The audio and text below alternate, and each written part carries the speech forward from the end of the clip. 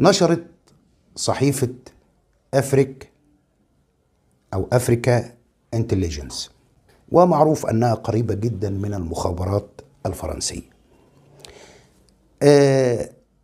قالت إن في اتصال هاتفي وقع من الرئيس الفرنسي إيمانويل ماكرون لجلالة الملك محمد السادس في محاولة من فرنسا لتهدئة العلاقات بين باريس والرباط.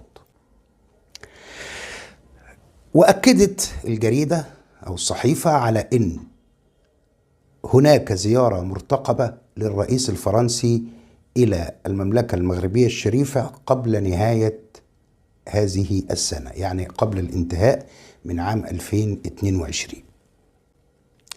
في سفير مفوض وزاري